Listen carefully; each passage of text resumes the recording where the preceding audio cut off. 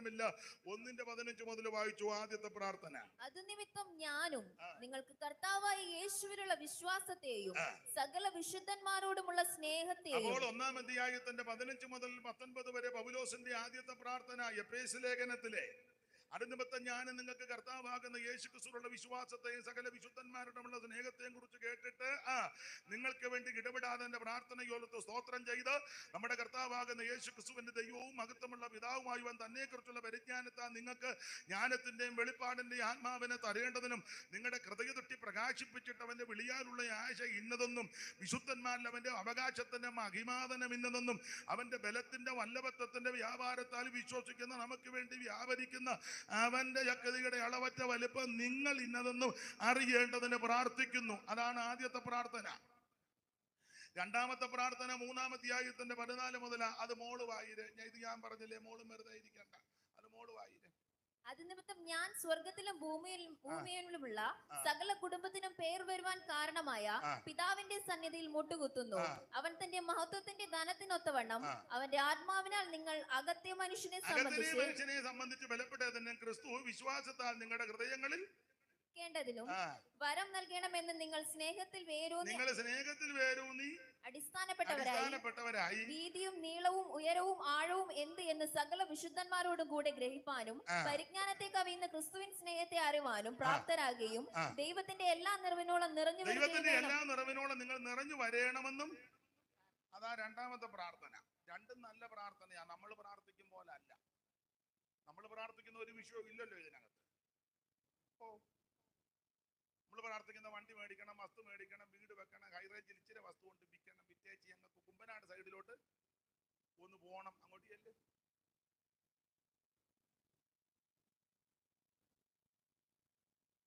വിദേശത്ത് പോകണം, അദാമിയോട് ദൈവം ഇടപെടണം, അറബിയോട് ദൈവം അറബിക്ക് സ്വസ്ഥത കൊടുക്കരുത്. ഇതൊക്കെയാണ് നമ്മുടെ വിഷയം. നമ്മുടെ പ്രാർത്ഥനയും പൗലോസിന്റെ പ്രാർത്ഥനയുമായിട്ട് അജഗജാന്തരമാണ്. ഞാൻ സഹിതം എന്നെ പ്രതിയാക്കാം. നമ്മൾ കൂടുതലും പ്രാർത്ഥിക്കുന്ന ഭൗതിക വിഷയങ്ങൾക്കാണ്. മെറ്റീരിയലായ, ലൗകികമായ, ദൃശ്യമായ, ഭൗമികമായ വിഷയങ്ങളാണ് നമ്മുടെ കൂടുതലും വിഷയങ്ങൾ. എന്നാൽ പൗലോസ് പ്രാർത്ഥിക്കുന്ന ഉള്ളിലെ ആത്മാവ് സംബന്ധിച്ച്, അകത്തെ മനുഷ്യനെ സംബന്ധിച്ച്, പരിജ്ഞാനപൂർത്തി പ്രാപിക്കുന്ന വിഷയങ്ങൾ, ഇതൊക്കെയാ പൗലോസിന്റെ പ്രാർത്ഥന. അതെ, എന്റെ വിഷയം അതല്ലാത്തതുകൊണ്ട് ആ ഭാഗത്തേക്ക് ഞാൻ പോകുന്നേ ഇല്ല. സ്തോത്രം. പണ്ടൊരാൾ പ്രാർത്ഥിച്ചു, മാളിയേക്കൽ മാത്തൂച്ചൻ എന്ന് പറയുന്നത് ധനാഢ്യന്റെ വീടിന്റെ വാതിൽക്കൽ ഒരാൾ കിടക്കുക, ഭിക്ഷക്കാരനാ. എല്ലാ ദിവസവും ഭിക്ഷ എടുത്തേച്ച് ആ മതിലിനോട് ചേർന്ന് കിടക്കും. മാത്തൂച്ചൻ നല്ല മനുഷ്യനാ, ഓടിച്ചു വിടുന്നില്ല. മതിലിനോട് ചേർന്ന് കിടക്കുക, വായുവൊക്കെ വിരിച്ചു. അപ്പൊ ഒരിക്കല് പുള്ളി, മാത്തൂച്ചൻ വലിയ ബിസിനസ്സുകാരനാ, ഒത്തിരി രാത്രിയായിട്ടായി വരുന്നത്. അപ്പൊ ഈ പുള്ളി കാണാറില്ല. ഒരിക്കൽ അങ്ങനെ കിടന്നപ്പം മാത്തൂച്ചൻ നേരത്തെ വന്നു. അപ്പോൾ വേലക്കാരൻ വന്ന് ഗേറ്റ് തുറന്നു. കാർ വന്ന് അങ്ങോട്ട് നിന്നു. ഡോർ ഒരാൾ തുറന്നു കൊടുത്തു, പെട്ടിയെടുത്തു. പുള്ളി പ്രൗഢിയിൽ വലിയ വീടും ചുറ്റുപാടും ബിസിനസ്സും അല്ലേ. അപ്പം ഭിക്ഷക്കാരനാണെങ്കിലും പ്രാർത്ഥിക്കുന്നവനാണ്. പുള്ളി അവിടെ കിടന്ന് പ്രാർത്ഥിച്ചെന്നാ പറയുന്നത്. കർത്താവേ സ്തോത്രം, ഇന്ന് രാത്രി നീ എന്നെ മാളിയേക്കലെ മാത്തൂച്ചനെ പോലെ ആക്കണം. നിനക്ക് കഴിയാത്ത ഒരു കാര്യം, നീ അസാധ്യങ്ങളെ സാധ്യമാക്കണം. നിന്നാൽ കഴിയാത്ത ഒരു കാര്യമില്ല. നീ അത്ഭുതങ്ങളുടെ ദൈവമാണ്, അതിശയത്തിന്റെ ദൈവമാണ്. ആകിയാൽ ഇന്ന് രാത്രി ഈ ഭിക്ഷക്കാരനാകുന്ന എന്നെ നീ മാളിയേക്കലെ മാത്തൂച്ചനെ പോലെ ആക്കണം. അതൊക്കുന്നില്ലെങ്കിൽ ഇന്ന് രാത്രി തന്നെ മാളിയേക്കലെ മാത്തൂച്ചനെ എന്നെ പോലെ ആക്കണം. എന്തായാലും കൊള്ളാം ഈ പ്രാർത്ഥന. ഒന്നെങ്കിൽ എന്നെ മാത്തൂച്ചനെ പോലെ ആക്കണം. അതൊക്കുന്നില്ലെങ്കിൽ ഇന്ന് രാത്രി തന്നെ കയറിപ്പോയ മാത്തൂച്ചനെ എന്നെ പോലെ. അല്ല, നമ്മൾ ഇതൊക്കെ തന്നെ പ്രാർത്ഥിക്കുന്നു. ഒന്നെങ്കിൽ നമുക്ക് പുള്ളിയെ പോലെ ആക്കണം, ഇല്ലേ അവനെ ഇന്ന് രാത്രി നമ്മളെ പോലെ ആക്കണം. പിന്നെ അങ്ങനെ തെളിച്ച് പറയുന്നില്ലല്ലോ, ഉന്നവൊക്കെ ഇതൊക്കെ തന്നെ. ദൈവത്തിന് മഹത്വം. നല്ല പൗലോസിന്റെ പ്രാർത്ഥന, ദൈവത്തിന് മഹത്വം. അപ്പോൾ ഈ ലേഖനം കണ്ട റാണിയാകാനുള്ളതിന്റെ ഒരു കാരണം അതാ. ആട്ടെ, മുമ്പോട്ട് പോകാം. 6 അധ്യായം ഉണ്ടെന്ന് ഞാൻ ഓർപ്പിച്ചല്ലോ. 1-ാം അധ്യായത്തിലെ പ്രധാനപ്പെട്ട വിഷയം ദൈവം നമ്മെ തെരഞ്ഞെടുത്തു. 2-ാം അധ്യായത്തിൽ തെരഞ്ഞെടുത്ത നമ്മളെ കൈവിട്ടില്ല, സ്വർഗത്തിൽ കൊണ്ടുവന്നിരുത്തി. 3-ാം അധ്യായത്തിൽ ഇരുത്തിയ നമുക്ക് അപ്രമേയ ധനത്തെ പറ്റിയുള്ള വിവരണം തന്നിരിക്കുക. 4-ാം അധ്യായത്തിൽ അങ്ങനെയുള്ള നമുക്ക് 5 തരത്തിലെ ശുശ്രൂഷക വൃന്ദങ്ങളെ തന്നു. 5-ാം അധ്യായത്തിൽ വായിച്ച ഖണ്ഡികയ്ക്കകത്ത് ഉപദേശം, ആത്മനിറവ്. 6-ാം അധ്യായത്തിൽ ആത്മീക പോരാട്ടം. ഇതാണ് 6 അധ്യായത്തിലെ ഓടിച്ചൊന്ന് പഠിച്ചാൽ ഒരു പ്രധാനപ്പെട്ട വിഷയങ്ങൾ. വേറെ വിഷയങ്ങളുണ്ട്. 1-ാം അധ്യായത്തിൽ ദൈവം എന്നെയും നിങ്ങളെയും തെരഞ്ഞെടുത്തു. 1-4 വായിച്ചോ മോളെ. 1-4 നാം തന്റെ സന്നിധിയിൽ വിശുദ്ധരും നിഷ്കളങ്കരും ആകേണ്ടതിന് അവൻ ലോകസ്ഥാപനത്തിന് മുമ്പേ നമ്മെ അവനിൽ തിരഞ്ഞെടുത്തു. നാം ദൈവത്തെ തെരഞ്ഞെടുത്തതല്ല, ദൈവം നമ്മെ തെരഞ്ഞെടുത്തതാ. ചിലരുടെ ഇരിപ്പും ഭാവവും നോട്ടവും കണ്ടാൽ അവര് ദൈവത്തെ തെരഞ്ഞെടുത്ത് ഇതിനകത്ത് കയറി ഇരിക്കുന്നത് പോലെ അല്ല. നാം അല്ല ദൈവത്തെ തെരഞ്ഞെടുത്തത്, അവിടുന്നാണ് നമ്മെ തെരഞ്ഞെടുത്തത്. എന്തിനാ നമ്മെ തെരഞ്ഞെടുത്തത്? നാം ഫലം കായ്ക്കുവാൻ. എങ്ങനെ? നമ്മുടെ ഫലം നിലനിൽക്കുവാൻ. എങ്ങനെ യോഗ്യത ഉള്ളത് കൊണ്ടല്ല, യോഗ്യത ഇല്ലാഞ്ഞത് കൊണ്ടാ തെരഞ്ഞെടുത്തത്. ഒരു കണ്ണിന് പോലും ദയ തോന്നാതെ എല്ലാവരും വെറുക്കപ്പെട്ട് ഒറ്റപ്പെട്ട് തള്ളപ്പെട്ട് കിടന്നപ്പോൾ യേശുവിന്റെ സ്നേഹം നമ്മെ തേടിയെത്തി. സർവജ്ഞനായ ദൈവം ലോകസ്ഥാപനത്തിന് മുമ്പ് നമ്മെ തിരഞ്ഞെടുത്തു. വിവരിക്കുന്നില്ല. അപ്പൊ 1-ാം അധ്യായത്തിലെ പ്രധാന വിഷയം തെരഞ്ഞെടുപ്പാണ്. പിന്നെ താഴോട്ട് ദത്തെടുപ്പ്, തെരഞ്ഞെടുപ്പ്, മുൻനിയമനം, അച്ചാരം, നൽവരും, അവകാശം, മുദ്ര, അനുഗ്രഹം, ഏതാണ്ട് 10 കൂട്ടം കാര്യം അവിടെ പറഞ്ഞിട്ടുണ്ട്. എന്നിട്ട് 15-ാം വാക്യത്തിൽ അത് നിമിത്തം, മുകളിൽ പറഞ്ഞ ഈ 10 കൂട്ടം കാര്യം നിമിത്തം. അതാണ് 1-ാം അധ്യായത്തിൽ. 2-ാം അധ്യായത്തിൽ അങ്ങനെ നമ്മളെ തെരഞ്ഞെടുത്ത് നമ്മളെ കൈവിട്ടില്ല, സ്വർഗത്തിൽ കൊണ്ടുവന്ന് ഇരുത്തി. 2-7 വായിച്ചോ മോളെ. 2-7 ക്രിസ്തുവേശുവിൽ അവനോട് കൂടെ ഉയർത്തെഴുന്നേൽപ്പിച്ച് സ്വർഗത്തിൽ ഇരുത്തുകയും ചെയ്തു. അപ്പം ആത്മീക ഭാഷയിൽ പറഞ്ഞാൽ നമ്മൾ ഇരിക്കുന്ന എവിടാ? സ്വർഗത്തിലാ. ഇരിപ്പ് കണ്ടാലൊന്നും തോന്നുകയല്ല, കാടിക്കുഴി കിടക്കുന്നത് പോലെ. ദൈവമേ, ഇതുപോലൊരു ചതിവ് ഞാൻ കണ്ട് ചിലരെ ഇരിപ്പ് കണ്ട നരകക്കുഴി കിടക്കും പോലെ ചിലരുടെ ഇരിപ്പ് അല്ല, സ്വർഗത്തിൽ കൊണ്ടുവന്നിരുത്തി എന്ന് പറഞ്ഞാൽ സ്വർഗ സന്തോഷം ഹൃദയത്തിൽ തന്നെന്ന്. ഒരു കാലത്ത് ഇതിനകത്ത് ഭീതിയും ചിത്തപ്പുറമോ ആകുല ചിന്തയും നിരാശയും ഭാരവും ഒക്കെ ആയിരുന്നു ഒരു കാലത്ത്. എന്നാൽ യേശു ഉള്ളത്തിൽ വന്നു. ആ മനോഭീതിയും മനോവിഭ്രമം ഒക്കെ മാറ്റി. ഇപ്പൊ നമ്മുടെ ഹൃദയം സന്തോഷം കൊണ്ട് നിറഞ്ഞിരിക്കുക. അതെ അതെ, സന്തോഷം. എങ്ങനെയാ സന്തോഷം? സന്തോഷം വർണ്ണിക്കാനൊന്നും നോക്കത്തില്ല. സങ്കീർത്തനക്കാരൻ ഒരു പ്രയോഗം നടത്തി. ധാന്യവും വീഞ്ഞും വർദ്ധിച്ചപ്പോൾ അവർക്കുണ്ടായതിലും അധികം സന്തോഷം എൻ്റെ ഹൃദയത്തിലുണ്ട്. ഗോശാലകളിൽ കന്നുകാലി കാണത്തില്ല. മുന്തിരി ചിലപ്പം തളർത്തുന്നോ, ഫലം കായ്ച്ചെന്നോ, അത്തി പൂത്തെന്നോ തളർത്തുന്നൊന്നും വരികയില്ല. പക്ഷെ ഞാൻ യഹോവയിൽ ആനന്ദിക്കും. Praise the Lord. എനിക്കു പരഗതിയരുളുവതിനൊന്നി ത്യജിച്ചു സുരപുരമതിജന്നാൽ. എനിക്കു പരഗതിയരുളുവതിനു ത്യജിച്ചു സുരപുരമതിജന്നാൽ. എനിക്കു പരഗതി അരുളുവതിനൊന്നി ത്യജിച്ചു സുരപുരമതിജന്നാൽ. ദരിദ്രനകം തന്നെ സമൃദ്ധി ലഭിക്കും. ദരിദ്ര നിലയിലായി മരിച്ചു നീ.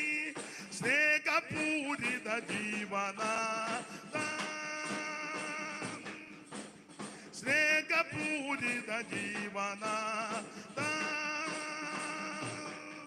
അപ്പൊ ശ്രദ്ധിക്കുക, നമ്മുടെ ഹൃദയം സ്നേഹം കൊണ്ട് നിറഞ്ഞു, സന്തോഷം കൊണ്ട് നിറഞ്ഞു. അപ്പൊ 2-ാം അധ്യായത്തിൽ സ്വർഗത്തിൽ ഇരുത്തിയെന്ന് പറഞ്ഞാൽ ഭയങ്കര സന്തോഷമാണ്. സന്തോഷമില്ലേ? പക്ഷേ ഞാൻ എത്ര നാളായി സന്തോഷിച്ചു. നാളെ തള്ള പറഞ്ഞു, ഞാൻ എന്നാ കണ്ട സന്തോഷിക്കാനാ? ഞാൻ പറഞ്ഞ തള്ള അന്തും ബിന്ദും കണ്ടാൽ സന്തോഷിക്കുകയല്ല, നീ യേശുവിനെ കാണണം. യേശുവിനെ കണ്ടാൽ സന്തോഷിക്കും. നീ കാണുന്ന മുഴുവൻ പാമ്പ് തറ കൂടിയിരിക്കുന്നു, എങ്ങനെ സന്തോഷിക്കാനാ? കണ്ടേച്ച് നോക്കുക, പാമ്പെങ്ങനെ ഉണ്ടോ? പരുന്ത് വട്ടം വിട്ട് പറക്കുന്നു, ഇത് കണ്ട എങ്ങനെ സന്തോഷം വരും? ഈ അമ്മാമ്മ ഇന്നലെയും കണ്ട് ശവപ്പെട്ടി, എങ്ങനെ സന്തോഷിക്കും? നീ യേശുവിനെ ഒന്ന് കണ്ടേ. ഞാൻ കഴിഞ്ഞ ദിവസമൊക്കെ വെളിപ്പാട് പുസ്തകം പഠിപ്പിച്ചു കൊടുത്തു. വെളിപ്പാട് പുസ്തകം ഇടയ്ക്ക് കയറി പറയാം. വെളിപ്പാട് പുസ്തകം അതിലെ പ്രധാനപ്പെട്ട വിഷയമല്ല. കുറച്ച് നാളായിട്ട് നമ്മൾ വെളിപ്പാടിന്റെ ക്ലാസ്സും ഒക്കെ കേൾക്കുക. വെളിപ്പാട് പുസ്തകത്തിന്റെ ക്ലാസ്, ബൈബിൾ ക്ലാസ്, പഠനം, നമ്മളെല്ലാവരും കേൾക്കുക. ഞാനും കേൾക്കുന്നുണ്ട്, ഞാനും പറയാറുണ്ട്, നിങ്ങൾക്കും അറിയാം. വെളിപ്പാട് പുസ്തകത്തിലെ പ്രധാന വിഷയമല്ല. അതിനകത്ത് മുഴുവൻ വിഷയമാണ്.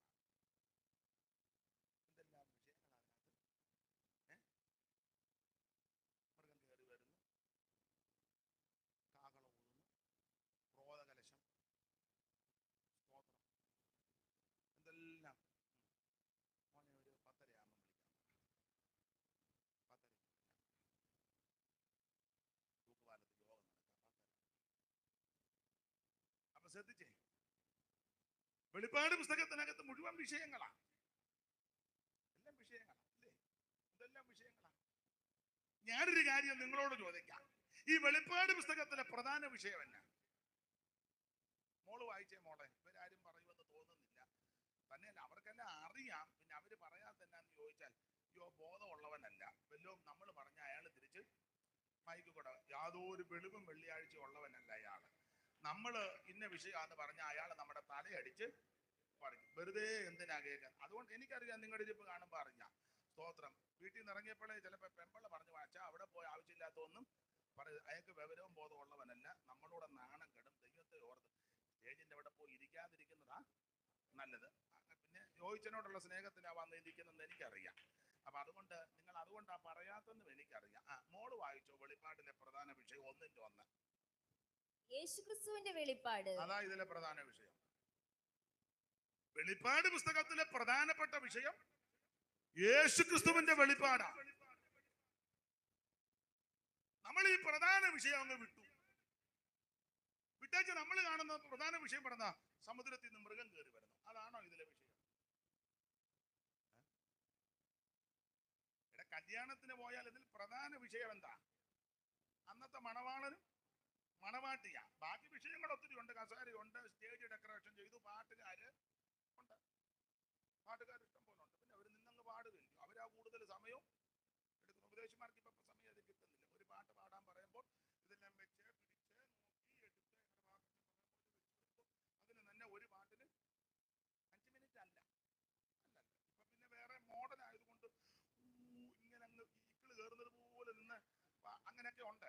സമയം ഒത്തിരി കവർന്നെടുക്കുന്നുണ്ട്. വചന ശുശ്രൂഷയ്ക്ക് അധികം സമയം ഇല്ല. വചന ശുശ്രൂഷയ്ക്ക് ഇല്ല. വചന ശുശ്രൂഷ എന്ന് ഉപദേശിച്ചോട് പറയും 10 മിനിറ്റ്, അങ്ങേയറ്റം പോയാൽ 15. നിങ്ങൾ ചിന്തിച്ച പാട്ടുകാർ 1.5 മണിക്കൂർ എടുക്കുന്ന സ്ഥലമുണ്ട്. പാട്ട് വേണ്ടെന്നല്ല, ഞാൻ പാട്ടിനെ സ്നേഹിക്കുന്ന ആള്, പാട്ട് കൂടെ അറിയാമല്ലോ. പാടുന്നെന്ന് അവകാശപ്പെടുന്നില്ല, എന്നാലും ഇഷ്ടമാണ്. പക്ഷേ വചന ശുശ്രൂഷയ്ക്ക് സമയം കുറവാണ്, ബാക്കി എല്ലാത്തിനും ഉണ്ട്. അപ്പം വിവാഹത്തിലെ പ്രധാനപ്പെട്ട വിഷയം വരനും വധുവാ. അവരില്ലെങ്കിൽ വിവാഹം നടക്കുമോ? പണ്ടേ ഞങ്ങളൊരു ശവോടക്കിന് പോയപ്പോൾ ഞങ്ങളുടെ ഒരു ഉപദേശിക്കാർ പറഞ്ഞു, ഒരു സഹോദരി മരിച്ചു. അപ്പൊ അധ്യക്ഷൻ സമയം കൊടുത്തപ്പം ഞങ്ങളുടെ ഒരു വാപ്പച്ചാനും നിൽപ്പുണ്ട്. അപ്പൊ ഒരാൾ എഴുന്നേറ്റ് പറഞ്ഞു, എനിക്കിങ്ങനെ അവസരം ഒരുക്കി തന്ന ദൈവദാസന് നന്ദി. ഇറങ്ങിച്ചു വന്നപ്പോ പാപ്പച്ചൻ പറഞ്ഞു, ഇടാ അവനാന്നോ അവസരം തന്നെ, അവള് ചത്തുകൊണ്ടല്ലോ നിനക്കൊരവസരം, അവൻ തന്നെ നിന്നാ നിനക്ക് ഇങ്ങനെ ഒരു അവസരം കിട്ടുമോ? അല്ല, ന്യായമായ കാര്യമാണ്, ലോജിക്കാണ്. അവൻ ഉച്ചയും കുത്തി ഇവിടെ നിന്നാ ഇത്രയും പേര് ഇവിടെ കൂടുമോ? കൂടുകയല്ല. രണ്ട്, നിനക്ക് ഇങ്ങനെ അവസരം കിട്ടുമോ? അപ്പൊ നിനക്ക് അവസരം ഒരുക്കി തന്നത് അവള് മരിച്ചോണ്ടല്ലേ നിനക്കിങ്ങനെ. അതുകൊണ്ട് ഇതൊന്നും പറയണ്ട, ഇവിടെ വരുവാനും 2 വാക്ക് പറയാനിടയായി. ദുഃഖത്തിൽ പങ്കുചേരുന്നു മതി. മരുന്ന ആവശ്യമില്ലാത്ത വിവരത്തോടൊന്നും നീ, അവനാണോ നിനക്ക് അവസരം ഒരുക്കി തന്നത്? അവള് കടന്നു പോയത് കൊണ്ടല്ലേ. അപ്പൊ അവൾ അവസരം ഒരുക്കി തന്നത്. അതുകൊണ്ട് ഇതൊന്നും നീ പറയണ്ട, ഈ ദുഃഖത്തിൽ പങ്കുചേരുന്നു. കുടുംബാംഗങ്ങളെ ദൈവം ആശ്വസിപ്പിക്കട്ടെ, പ്രാർത്ഥിക്കാൻ പറഞ്ഞിട്ട് പെട്ടെന്ന് കാറെ കയറി പോകാൻ പറഞ്ഞു. അല്ലാതെ ന്യായമായ കാര്യമാണ്. അപ്പൊ കല്യാണത്തിന്റെ പ്രധാന വിഷയം വരനും വധുവില്ലെങ്കിൽ ആര് കല്യാണം നടത്താനാ? ആരുടെ കല്യാണം നടത്താനാ? മറ്റുള്ളത് വിഷയമല്ലെന്നല്ല, ഡെക്കറേഷൻ ചെയ്തത് വിഷയമാണ്. സ്റ്റേജ് ഒക്കെ വേണം, മൈക്ക് വേണം, പാട്ടുകാർ വേണം, പ്രസംഗിക്കുന്നവർ വേണം, ഉഭയസമ്മതം കൊടുക്കാൻ ഉപദേശി വേണം, എല്ലാം വേണം, ഭക്ഷണം വേണം, കസേര എല്ലാം വേണം. പക്ഷെ പ്രധാനപ്പെട്ട വിഷയം വരനും വധു എന്ന് പറഞ്ഞതുപോലെ വെളിപ്പാട് പുസ്തകത്തിലെ പ്രധാനപ്പെട്ട വിഷയം യേശുക്രിസ്തുവിന്റെ വെളിപ്പാടാണ്. അതിന്റെ കീഴിൽ ആ വാക്യം മുഴുവൻ വെളിപ്പാട്. പക്ഷെ ഞാനും നിങ്ങളുമെല്ലാം ഈ പ്രധാന വെളിപ്പാട് അങ്ങ് തട്ടിക്കളഞ്ഞു. പ്രധാനമായ വെളിപ്പാട് അത് ശ്രദ്ധിക്കുന്നില്ല. എന്തുവാ പ്രധാന വെളിപ്പാട്? യേശുക്രിസ്തുവിന്റെ വെളിപ്പാട്. 1-ാം വാക്യം ഒന്നുകൂടെ വായിച്ചോ മോളെ. യേശുക്രിസ്തുവിന്റെ വെളിപ്പാട്. ആ യേശുക്രിസ്തുവിന്റെ വെളിപ്പാട്. അത് 13 മുതൽ വായിച്ചു. എങ്ങനെയാ വെളിപ്പാട് കണ്ടത്? എങ്ങനെയാ? 13 തിരിഞ്ഞപ്പോൾ 7 പൊന്നിലവിളക്കുകളെയും നിലവിളക്കുടെ നടുവിൽ നിലയങ്കി ധരിച്ച് മാറത്ത് പൊൻകച്ച കെട്ടിയവനായി മനുഷ്യപുത്രനോട് സദൃശനായവനെയും കണ്ടു. ഇതാ വെളിപ്പാട്. കണ്ടു. അടുത്തത്, അവന്റെ തലയും തലമുടിയെല്ലാം അവന്റെ തലയും തലമുടിയും വെളുത്ത പഞ്ഞി പോലെ ഹിമത്തോളം വെള്ളയും, കണ്ണ് അഗ്നിജ്വാലയ്ക്കൊത്തതും, കാൽ ഉലയിൽ ചുട്ടുപഴുപ്പിച്ച് വെള്ളോട്ടിന് സദൃശ്യവും, അവന്റെ ശബ്ദം പെരുവെള്ളത്തിന്റെ ഇരച്ചിൽ പോലെയുമായിരുന്നു. അവന്റെ വലങ്കയിൽ 7 നക്ഷത്രമുണ്ട്. അവന്റെ വായിൽ നിന്ന് മൂർച്ചയേറിയ ഇരുവായ്ത്തലയുള്ള വാൾ പുറപ്പെടുന്നു. അവന്റെ മുഖം സൂര്യൻ ശക്തിയോടെ പ്രകാശിക്കുന്നത് പോലെ ആയിരുന്നു. അവനെ കണ്ടിട്ട് ഞാൻ മരിച്ചു. ഇതാണ് വെളിപ്പാട്. ഇതാണ് വെളിപ്പാട്. ബാക്കി മുഴുവൻ ഇതിന്റെ കീഴിലാ.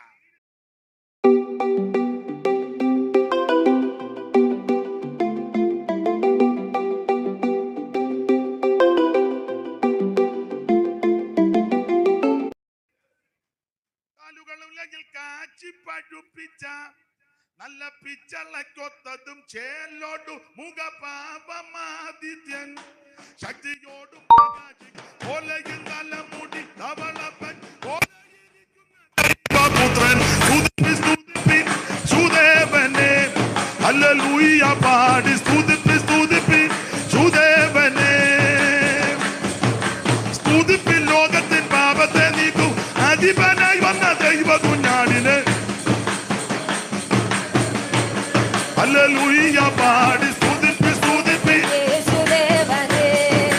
7 പൊന്നില വിളക്കുകൾ നടുവിൽ നിലയങ്കി ധരിച്ചു 7 നക്ഷത്രം വലങ്കയിലും മാർബിൽ പൊൻകച്ച പൂണ്ട് വായിലിരു മുനവാളും അഗ്നിജ്വാല പോലെ ഉള്ള മാനവ മകൻ സ്തുതിപ്പി യേശുദേവനേ. ഹല്ലേലൂയ പാടി സ്തുതിപ്പിൻ യേശുദേവനേ. സ്തുതിപ്പി യേശുദേവനേ. ഹല്ലേലൂയ പാടി സ്തുതിപ്പിൻ യേശുദേവനേ. മന്നവ മന്നനാകുന്ന മജികായേ മകസേനയും കർത്തനെ മണ്ണും വിണ്ണും പടച്ചവനെ മാനുവേല മനു നന്ദനെ പല നന്ദനെ പെരി നന്ദനെ രാജ നന്ദനെ നിങ്ങൾ നന്ദിയോടെ പാടി സ്തുതിപ്പി യേശുദേവനേ. ഹല്ലേലൂയ പാടി സ്തുതിപ്പിൻ യേശുദേവനേ.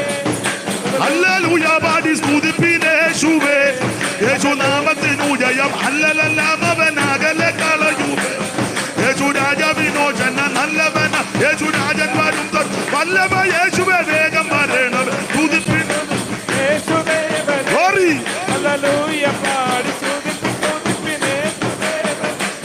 ഓ കരുണ നിറഞ്ഞ കണ്ണുള്ളോനവ് തൻ ജനത്തിന്റെ രച്ചിൽ കരളലിഞ്ഞു കേട്ട് അതുള്ളോൻ ലോകപാപ ചുമടിനെ ശിരസു കൊണ്ടു ചുമന്നൊഴിപ്പാൻ കുരിശെടുത്തുകൾ ഗോദാവിൽ പോയോനെ സ്തുതിപ്പിൻ Glory. യേശുദേവനേ.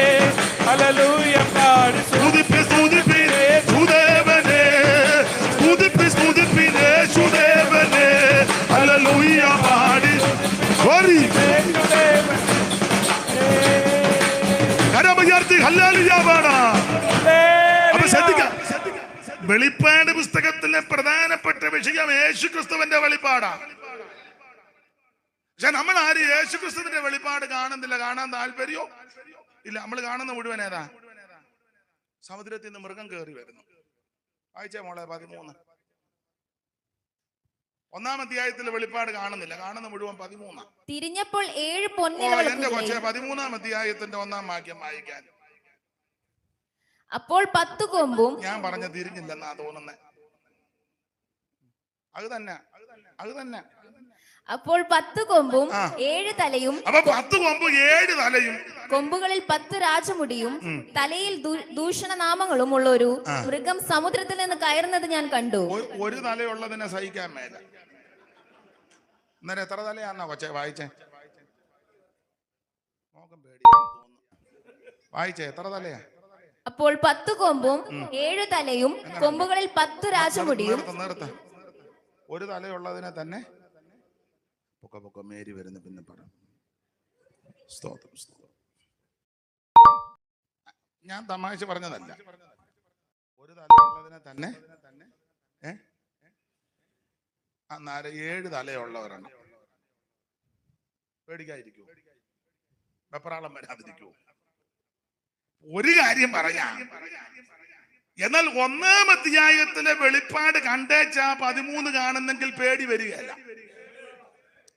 1-ാം അധ്യായത്തിലെ വെളിപ്പാട് കാണാതെ നീ 13-ാം അധ്യായത്തിലെ വെളിപ്പാട് കാണുന്നെങ്കിൽ വെപ്രാളം ഉണ്ടാകും. നിന്റെ വീട്ടിൽ ഉപവാസ പ്രാർത്ഥനയും നടത്തും. പക്ഷേ ഞാൻ ഇങ്ങനെ ഒരു കാഴ്ച കണ്ടതുകൊണ്ട് 3 ദിവസം ഞങ്ങളുടെ വീട്ടിൽ നിങ്ങൾക്ക് മനസ്സിലാകുന്നുണ്ടല്ലോ, കാണുന്നതെല്ലാം ഇങ്ങനത്തെ വെളിപ്പാടാ. ദൂഷണനാമങ്ങൾ എന്നാ എഴുതിയിരിക്കുന്നത്, അങ്ങനല്ലേ മോളെ? വായിച്ചേ.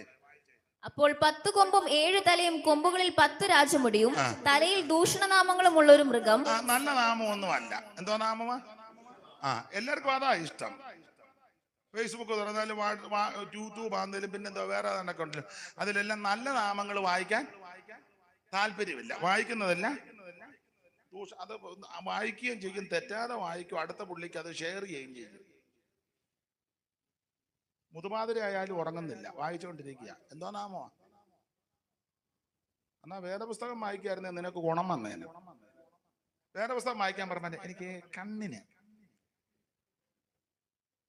ഈയിടെ ഒരു മരണ വീട്ടിൽ ചെന്നപ്പോൾ ഞാൻ പറഞ്ഞു വേദപുസ്തകം വായിക്കും. 90 കണ്ണാടി എടുത്തില്ല. അപ്പം വേറെ ആള് പറഞ്ഞു കണ്ണാടി ഒന്നും ഉള്ളവനല്ല, വായിക്കാനൊക്കെ ഇല്ല, അത് കണ്ടാന്ന് പറഞ്ഞു. വേറൊരാള് പറഞ്ഞു ചെറിയ അക്ഷരമാണ്, പിന്നെന്തിനാ ഈ ബൈബിളുമായിട്ട് നടക്കുന്നത്? Out of fashion. അത് ഫാഷനോ? ചെറിയ അക്ഷരമാണ്, ചെറിയ അക്ഷരമുള്ള ബൈബിളുമായിട്ട് പിന്നെ എന്തിനാ നടക്കുന്നു? എന്തിനാ നടക്കുന്നത്? വായിക്കേണ്ട വേറെ പുസ്തകമായിട്ട് നടക്കണ്ടേ? ഇപ്പൊ പിന്നെ ചിലക്ക് വേറെ പുസ്തകം വേണ്ട, കുന്തമായിട്ട് നടക്കുക.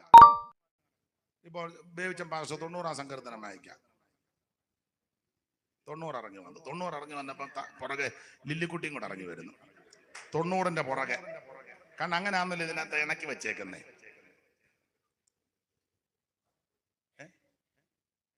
ഒരാൾ സങ്കീർത്തനം വായിച്ചപ്പം പെട്ടെന്ന് ആ പുള്ളിക്ക് കോള് വന്നു, അതും കൂടെ കേട്ടു. കോള് വന്നതിന്റെ പാട്ട് സിനിമാ പാട്ടായിട്ടേക്കുന്നത്. പാട്ട് ഞാൻ മറന്നുപോയി. എങ്ങനെയുണ്ട്? ഒരു ശുശ്രൂഷയ്ക്ക് നിൽക്കുമ്പോൾ വേദപുസ്തകം വായിക്കുന്നത് ആഭൂഷണം.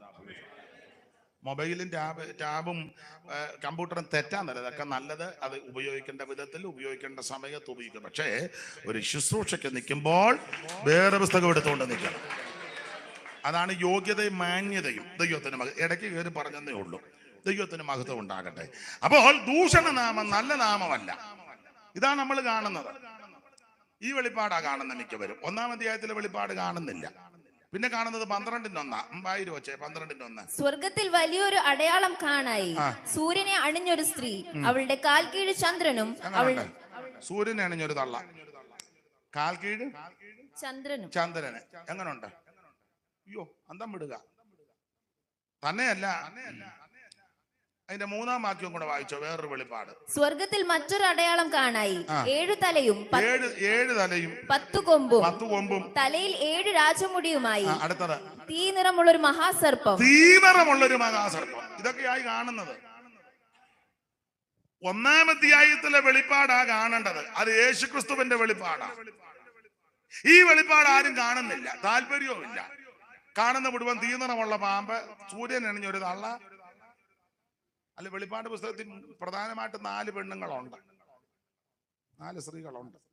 ഒന്ന് 2-ാം അധ്യായത്തിൽ അമ്മാമ്മ ഇസബേല്. അമ്മാമ്മ പാസ്റ്റർമാർക്ക് ക്ലാസ് എടുക്കുന്ന അമ്മാമ്മയാണ്. എന്റെ ദാസന്മാരെ ഉപദേശിക്കാനൊക്കെ അമ്മാമ്മ. അങ്ങനെയുള്ള ചില അമ്മാമ്മകളുണ്ട്. ഇന്ന് ഒരു അമ്മാമ്മയാ ക്ലാസ് എടുക്കുന്നത്.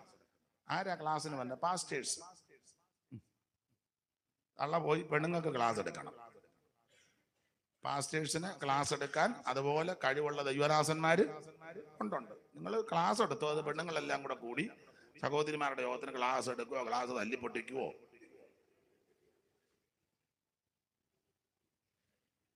ദൈവദാസന്മാർക്ക് ക്ലാസ് എടുക്കാൻ സീനിയറായ ദൈവദാസന്മാര് പരിജ്ഞാനവും പക്വതയും അറിവും കൃപയും നിറവുമുള്ള ധാരാളം ഇല്ലാതൊന്നുമില്ല.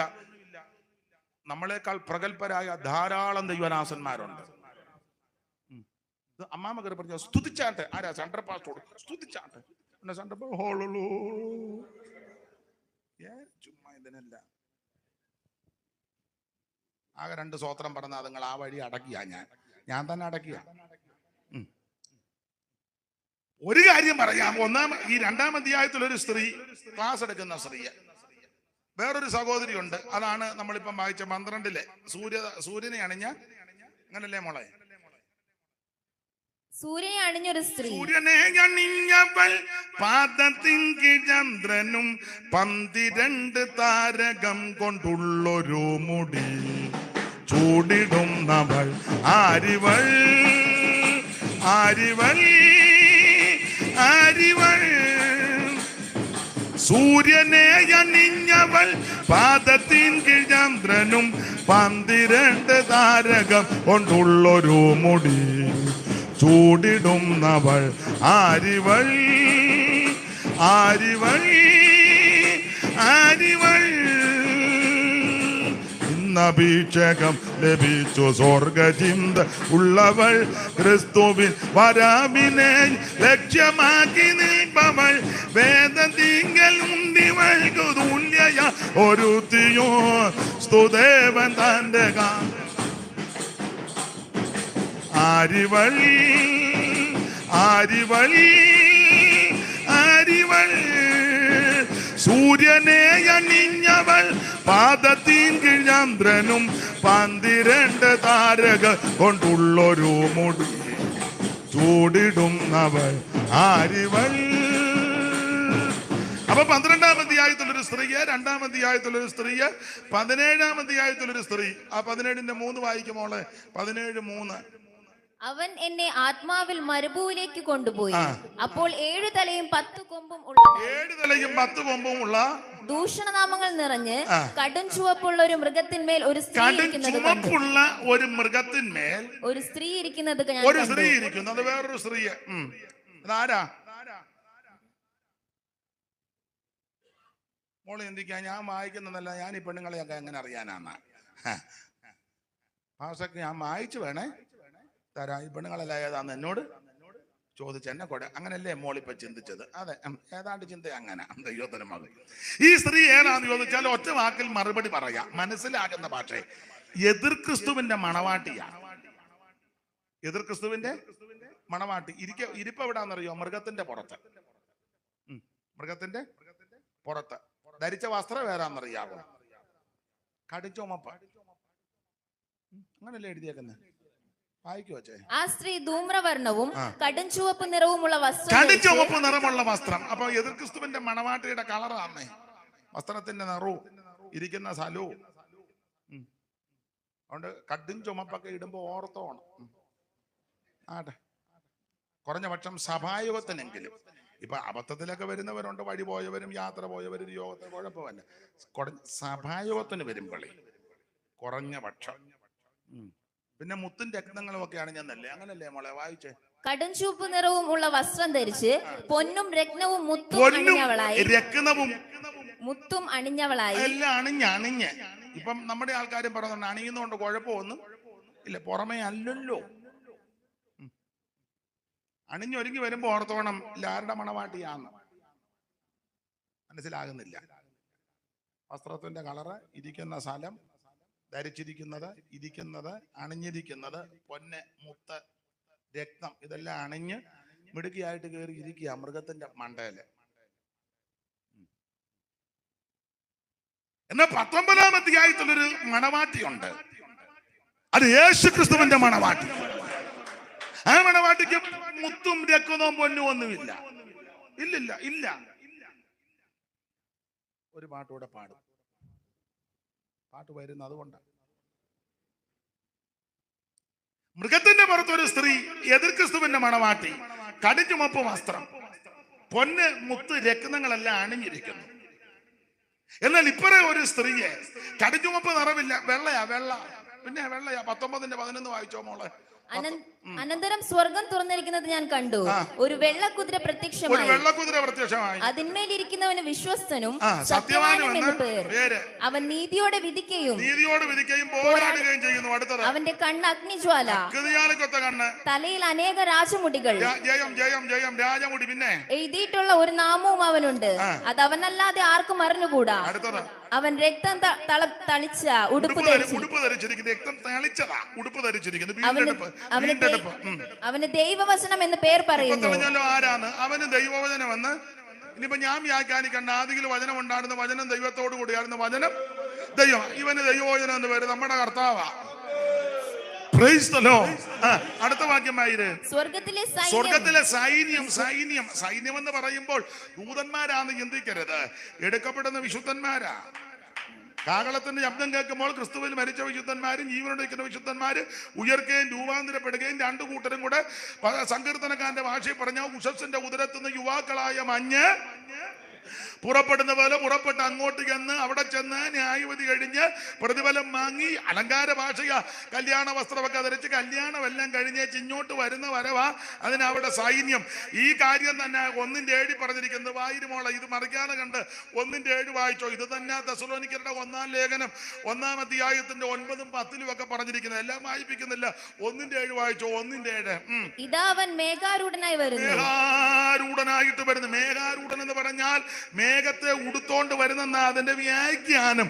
ദൈവം മേഘത്തെ ഉടുക്കുകയല്ല എന്ന് പറഞ്ഞാൽ അവൻ ഈ വിശുദ്ധന്മാരെല്ലാം കൂടെ വെള്ളക്കുതിരപ്പുറത്ത് വെള്ളവസ്ത്രധാരികളായി സ്വർഗത്തിൽ നിന്നോട്ട് വരുന്ന കാഴ്ച കണ്ടപ്പോൾ യോഹന്നാന് തോന്നുക മേഘം ഉടുത്തോണ്ട് ഒരുത്തൻ വരുന്നെന്ന്.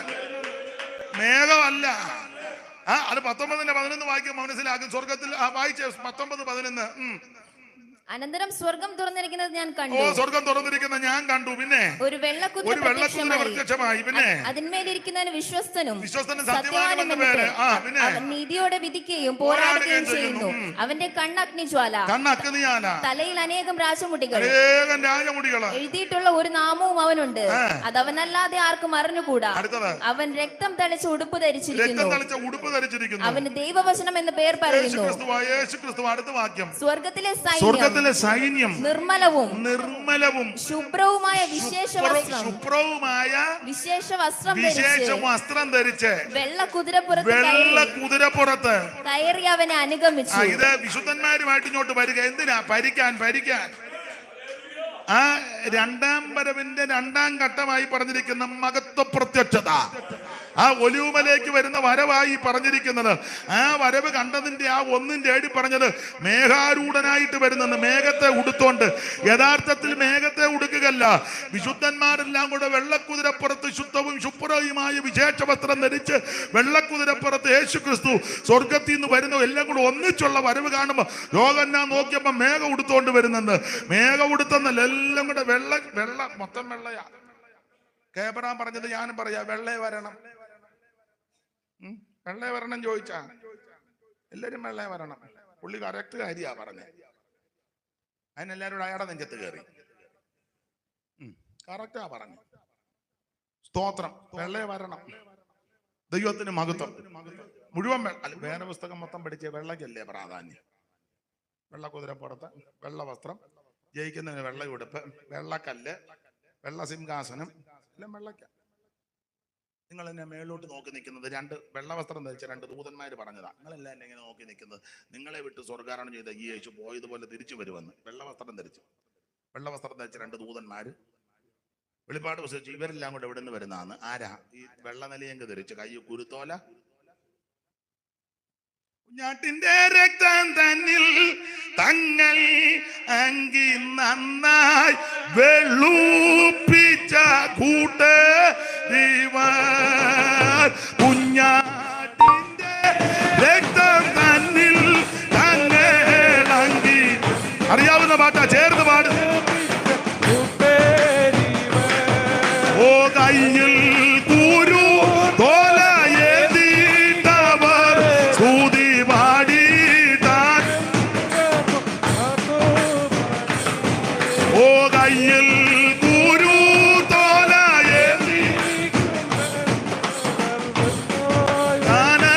നമ്മോടാത്തി. ഓ ചേർന്നിടുമേ വേഗം ഞാനും ആ കൂട്ടത്തിൽ ശുദ്ധരോടൊന്നിച്ചങ്ങാനും.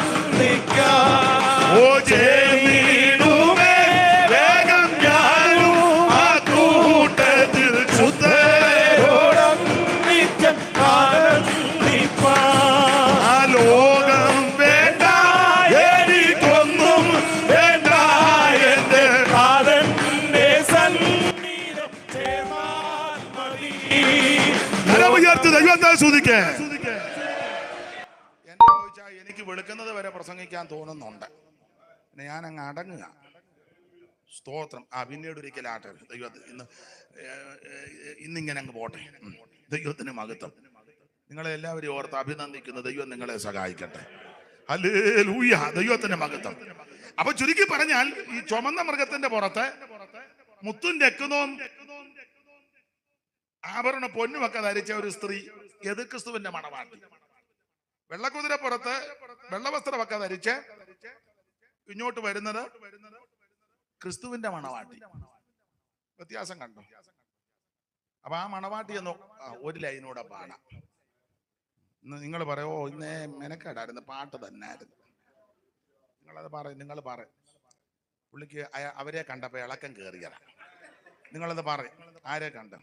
ചെങ്കച്ചൂളയിൽ നിന്ന് വന്നവരെ കണ്ടപ്പോ അയാൾക്ക് അല്ലേലും അയാളുടെ തൊഴിൽ അങ്ങനെ ഇങ്ങനെയൊക്കെ കാണുമ്പോൾ അയാൾക്ക് ഇളക്കം കയറും. അല്ല, എനിക്ക് എപ്പോഴും ഇളക്കവാ. ഞാൻ എന്തിനാ കുഴഞ്ഞു കിടക്കുന്നത്? എനിക്ക് ഇളക്കവാ. ഒരു കാര്യം പറയാം, ഈ ക്രിസ്തുവിന്റെ മണവാട്ടിക്ക് വെള്ളിയില്ല, പൊന്നില്ല, മുത്തില്ല, രത്നമൊന്നുമില്ല. യേശുക്രിസ്തുവിന്റെ മണവാട്ടിക്ക് ചുമന്ന വസ്ത്രവും മുത്തും രത്നവും ഉണ്ട്. കാണാനും ആൾക്കാർ നോക്കും, അയ്യോ ചുമന്ന വസ്ത്രം ധരിച്ച മുത്തുവാക്കാം, രക്തമാക്കാം. പക്ഷേ ക്രിസ്തുവിന്റെ മണവാട്ടിയെ നോക്കിയിട്ട് സാറ് ഒരു വരി പാടി. ഞാൻ ആദ്യം വരി പാടും, അന്നേരം നിങ്ങൾ വായിക്കരുത്. രണ്ടാം ഭാഗം പാടുമ്പോൾ വായിക്കണം. അത് എന്തിനാന്ന് ചോദിച്ചാൽ ഞാൻ പാടുന്നത് എന്നാന്ന് അവർക്ക് അറിയണം. അതിനാ ഞാനൊരു വരി പാടാം. ക്രിസ്തുവിന്റെ മണവാട്ടിയെ നോക്കിയാച്ച് സാറ് എഴുതിയതാ, അറിയാവുന്നൊരു പാടിക്കോണം. കനകവും മുത്തും രത്നം ഇവളണിയില്ലെങ്കിലും, കനകവും മുത്തും രത്നം ഇവളണിയില്ലെങ്കിലും, സുമുഖിയാം ഇവൾ കണ്ട ബഹുരമണി, സുമുഖിയാം ഇവൾ കണ്ട ബഹുമിവൾ. അപ്പൊ ശ്രദ്ധിച്ചേ, ഈ ചുമന്ന മൃഗത്തിന്റെ പുറത്ത് ചുമന്ന വസ്ത്രം ധരിച്ചിരിക്കുന്ന അമ്മാമ്മ യേശുക്രിസ്തുവിന്റെ മണവാട്ടിയ. പൊന്ന്, മുത്ത്, രത്നമെല്ലാം അണിഞ്ഞുകൊണ്ട് അമ്മ ഇരിക്കുന്നു. എന്നാൽ എന്റെ ഭാഷ പറയാ, വെള്ളക്കുതിര പുറത്ത് വെള്ളവസ്ത്രമൊക്കെ ധരിച്ചു വരുന്ന മണവാട്ടി കനകമില്ല, മുത്തില്ല, പൊന്നില്ല, രത്നമില്ല, പക്ഷെ അവള് സുമുഖിയ. ഇനി കനകവും മുത്തും രത്നം ഇവളണിയില്ലെങ്കിലും, കനകവും മുത്തും രത്നം ഇവളണിയില്ലെങ്കിലും, സുമുഖിയാം ഇവൾ കണ്ട ബഹുരമണി, സുമുഖിയാം ഇവൾ കണ്ട ബഹുരമണി. അമ്പയരൂശലേ അമ്പരിൻ കാഴ്ചയിൽ, അമ്പയരൂശലേ അമ്പരിൻ കാഴ്ചയിൽ, അമ്പയരൂശലേ അമ്പരിൻ കാഴ്ചയിൽ, അമ്പയരൂശലേ അമ്പരിൻ കാഴ്ചയിൽ, അമ്പരെ വരുന്ന നാളെന്തു മനോഹരം, അമ്പരെ വരുന്ന നാളെന്തു മനോഹരം, അമ്പയരൂശലേ.